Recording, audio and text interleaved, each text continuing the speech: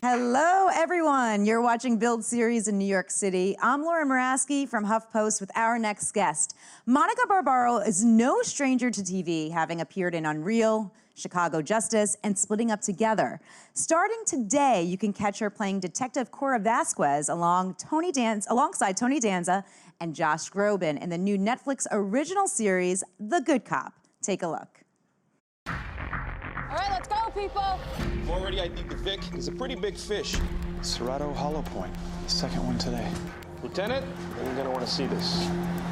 How you doing, guys? What's happening? Hey, son of mine. Dad. How's it going? You can't bring a civilian to an active crime scene. Come on, son. I mean, she's not exactly a civilian. I mean, look at her. How you doing? I'm Tony Caruso. You're the detective that did 7 years upstate. I was kind of a naughty cop. We laugh about that all the time. They love him. They don't have to live with him. Anthony, your old man said you're the best detective in the city. I told him everything I know. Except right from wrong. That I learned on my own. You break one rule, they all break. You ever wonder why you're not invited to more parties? I've been watching you two. The bantering, the teasing. It's obviously a deep form of affection. It's very sexual. No. Oh, I don't know. Probably not. A cop's been killed up there on the left. The Neptune Hotel, one of the guests was shot. Dr. Kornbluth just posted the autopsy. I can't see it from here, Ryan. Is that better? There's one thing every good detective knows. What's that? It's 6 o'clock. I'll tell you tomorrow. These cop retreats are a blast. Ethics in modern police work? You signed me up to speak? It wasn't easy getting you on that panel. Had to slip the organizer a little do-re-mi. You bribed a guy to get me on the ethics panel? Cost me $50. You be pro, I'll be con. You see what happens when you play by the rules? Excuse me. Well, is everything okay? It's my father. So, no. You're my son again. I didn't want to tell you before, but earlier today I disowned you. I can't wait to tell the guys. Oh, you're all right. All right, please welcome Monica Barbaro. Monica, welcome to Build. We're so excited to have you here today. And even more excited, this is the premiere day of The Good Cop. And this is a great series. I watched the first couple of episodes. It's a really great mix of drama and comedy. Yeah. And how would you describe and set up the show? Well, it's a comedic crime procedural brought to us by, we all know and love, Andy Breckman. He created Monk. And it has a similar vibe to Monk. It's you know, a really fun, family-friendly vibe, I would say. And it focuses on this sort of father-son dynamic between Josh Groban and Tony Danza. And kind of, you know, that no one ever wants to turn into their parent kind of thing. And Josh Groban he's a pathological, like, rule follower, and it's kind of because his father, Tony Danza, is a naughty cop, I would say. And my character comes in as his parole officer. So she sort of knows the family, and then she realizes she kind of has a knack for her detective skills, and then ultimately becomes a detective with the group. It's a really, really fun. I mean, the dynamic between your character and Josh Groban's character, Tony Jr. or whatever, you know. Yeah, TJ. TJ is really fun. At one point, I think it's in the second episode, he's like, "You really know how to torture me." You're like, "Yep, yep, I do." Can you talk a little bit about that on-screen dynamic? Yeah, actually, that scene was really fun because Andy made it up on the spot. That day, he was like, it just needs this moment. And I think he said it was like one of his favorite moments between the two of us throughout the season is when he says, "Why do you torture me?" And she says, "Because I can." It was so fun. I mean, Josh and I became friends over the making of this series, and we have such a goofy sense of humor, the both of us. So it was really fun to play those moments, and I think it plays well off each other. You know, this thing where they kind of like each other but don't want to admit it, and it's fun. I'm excited to see how that unfolds as the episodes go on. Yeah, I dig into the rest. Exactly. That tension is always exciting, though, to watch on screen. Yeah. I think in this too, you really root for the two of them. I think it looks like a couple that you wouldn't necessarily put together, you know, if you knew each of us separately. But then the fact that we like each other, it's kind of like, you know, I don't know. You're just rooting for them. Yeah, absolutely. Now, with Josh, I mean, we know him as a singer, and he has an amazing voice. Yeah. And he's dabbled with, you know, appearances here and there, but this was his, like, really first acting role. What was it like to kind of work alongside someone who's kind of a novice in this arena? Yeah, well, he did star in Great Comet on Broadway, which I happened to see because I also worked with the lead singer actress in that. Her name is Danae Benton. We worked together on Unreal. So when I made my way out here, I made sure to see it and was stunned by his acting performance as well as his voice, obviously. Yeah. But I think he just is kind of special. He just gets it. Yeah. You know, there was no struggle. It wasn't like directors had to, you know, come in and really guide him. I mean, he just knew how to do the comedy. Like he just got it. His comedic sense is just really, really refined already. I don't know. I guess he's just like really gifted. Yeah. It's unfair. I know. Like all these people. I'm getting a little mad about it. Right. Like you could sing, you could act. What else can you do? Stop it. And I understand you guys do some singing throughout the show as well. We saw Tony kind of belting it out here and there. Tony sings. They made me sing one line, which terrified me. And I was like, well, first of all, I don't think Cora's a good singer, so I'm going to sing it badly. That was my excuse. And then I also was like, let's just like do a few takes where I just say it. Because I'm also like acting opposite Josh Groban, and I'm like, the idea of singing in front of you on camera is just terrifying. He was really sick that day, so it was fine. But I'm also such a hypocrite because when the cameras aren't rolling, I'm like singing things poorly, very loudly. And occasionally Josh Groban would come in and harmonize with me, and I'm like, I don't deserve this. You really shouldn't be harmonizing my very crappy rendition of whatever song from Hamilton was in my mind that day. But yeah, we had fun. Yeah, it sounds like it was a really great time on the set. Can you elaborate a little bit on that? Because you shot it in New York, and it seems very authentic too. Yeah, it's, I feel like you have to film in New York if your show's in New York. You can always tell when something's not there. And I realize there are budgetary restraints and things like that, of course. But if you can shoot in New York, it's just like the best. Yeah. There's nothing like this city. And yeah, our dynamic on set, everyone got along so well. It was honestly like the most fun I've ever had. And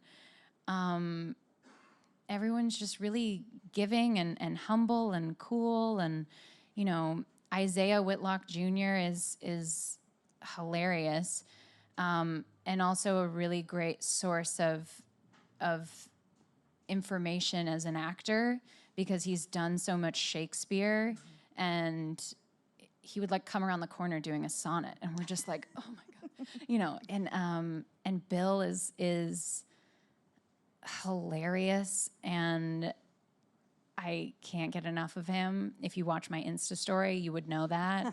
I'm pretty obsessed with how hilarious and ridiculous he is. And he knows I mean that in the best way. Yeah, we just had a really fun group dynamic. We had Tony here on the Build stage just a couple of days ago, Tony Danza, and he said this is the most fun he's had since being on Who's the Boss. And he actually brought up his ukulele and played for us. And I understand he brought that around on set as well. Yes, he had a he sings with a ukulele at one point, and he actually gave me one.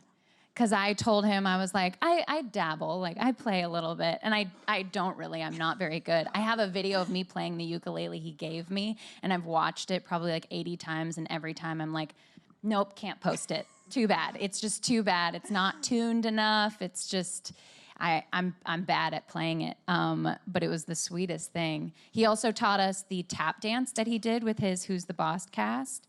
We had a lot of downtime. Okay. In a particular bowling alley episode, and we were all in our bowling shoes learning this lovely tap dance. Oh my gosh, it sounds like it was a lot of impromptu, a lot of fun off the cuff too. Yeah. Even if it didn't make it into the show, it was just great. In that sense, did you have a say in any of your characters' kind of arc or even lines? Well, for one thing, her background is Mexican and Italian, and I share that with her. They were nice enough to sort of bring in my own actual diversity, I guess, or diversity of diversity, and use that as a part of who she is, because it plays into a particular episode, like what her genealogy is, and you'll see it when you see it. But yeah, so that was nice that I got to kind of put a piece of me in there. What was the other part of the? No, that's great. But aside from that, do you feel like you identify with your character at all? And if so, in what way? I do. I think there was a time in my life where I was a much snarkier person. I definitely wielded sarcasm like a sword, and I think she does that a little bit. Yeah. But she also has such a great playful side too, and I try to relate to that. I think she's just cooler than I am. I'm just a goofball. She's like put together and like just kind of, I don't know. She always has like something to say, and me, I'm a little bit more like, just like trying to keep up. Well, with that, did you do any like prep or research for the role? Yeah, I mean, I didn't end up doing any ride-alongs or anything like that. But we did do a fair amount of gun training because it's really important to use them appropriately. And I did get to speak to consultants, about what their time was like serving and being a detective. And we really, I think I nitpicked more than anybody. Like, okay, would we have gloves on if we're entering like this? Like, and where would the gloves be? Would they be by the door? And everyone's like, don't worry about it. Like, it's it's just fun. Just let it go. Just roll with it. Yeah. Oh, well, being on a show like this is airing on Netflix. Yeah. And you come from, a lot of network TV. Was there any different dynamic there? Well, I think for someone who's done the amount of network TV that I have, it's a little weird that I've never done a pilot. So I've never had that experience of waiting, which I think is probably one of the big differences for a lot of actors. I've always sort of had the straight to series thing. So I think that's a big difference. But for me, it was pretty similar. Yeah, yeah. You are also in Splitting Up Together. I know you've made some appearances on that show. Are we going to see you in this upcoming season on that show as well? I will be reappearing. Okay, yes. okay. So tell us a little. Or Lisa Apple, I should say. Okay. Tell us a little bit, because that show, the first season, got a lot of buzz. People were really enjoying it because it's very realistic of like how people live these days sometimes. Unfortunately or fortunately. Yeah. What's it like stepping into the role there? That was another set. I mean, I honestly think these two sets might be my favorites. Yeah. And maybe it's because it's a comedy, and so the people involved in it are, largely there to have a good time and put out something that just like warms people's hearts and makes them laugh. So that could be a part of it. Yeah. But it was a great. It's kind of an awkward character to walk in with because everyone's rooting for the main couple. But I appreciate that they're talking about divorce. I had divorced parents, or have divorced parents. They did not remarry. And I just remember in the 90s, there were no shows that really had a similar situation. And now that I'm thinking about it too, I feel like this father-son dynamic is like, it's also something that someone very close to me has a similar relationship. And I think when a script is close to home in that way, it just feels that much more rewarding to work on it. And especially when it's talking about those things in a way that can make people laugh, you know. Did you feel like when you read the script for The Good Cop, this was something that, okay, this is my role, I can do this? Yeah, I did well, first I did a self-tape because I was living in LA and casting was in New York. And I just read through it and I was laughing, and Andy Breckman has such a great a sense for, you know, comedic timing, and his words are just funny, and so I just kind of got it right away, and really liked her just immediately. I just liked her banter, and the way she kind of dogs on Josh's character, but you can tell that it's out of love. Yeah. And the same thing with Tony. That was one of the audition scenes. Was my character's first scene in the first episode was a part of the sides for that, and I just had a lot of fun with this idea of like whipping him with a towel and just giving him a hard time. Yeah, deservedly so. Oh yeah, I mean Tony's character on this is really Tony Sr. is really dynamic in that he's like the bad guy, but there's some redeeming qualities. And he's like the he's so dad. charming. Yeah, Yeah. and so it's like it's hard not to like him Yeah. as the season goes on. There's a moment in the first episode, Josh, TJ wakes up, goes downstairs, they have their whole conversation, and as he's leaving, Tony goes, "Wear your vest," as in his bulletproof vest, and you can just see it in his eyes that he really loves his son and he really cares about him, and it just ties in so beautifully because they may butt heads all the time, but ultimately they love each other, and that means everything. Sure. Here we are in New York, and we're at a place not too far away from where you went to school. Yeah, I used to walk here all the time. So you know this street, 4th Street and Broadway, pretty well. Yeah, I was in the dance program, and we would start at like 8 a.m., do ballet and modern, and like by the end of modern, you're like so sweaty. It would be noon, and we had to get to our next class, which was writing the essay with a bunch of other Tisch students, and we have some Tishies in here. We got a couple there. All right. Writing the essay, and everyone else. We would have 15 minutes to get there, and that's like from the end of class. And if you've ever taken a dance class of any kind, you're sweaty, to say the least. And we'd been dancing for hours, so we would just be like pouring sweat in like sweatpants. And I don't know why I took it upon myself to like try and put myself together. So I would put jeans on and like try and wash my face really quick. And then we would like run basically to class, which we had like 5 minutes to get there. The teachers all knew we would be late. You guys probably had dance majors in your class, and they were like the sweaty weirdos, right?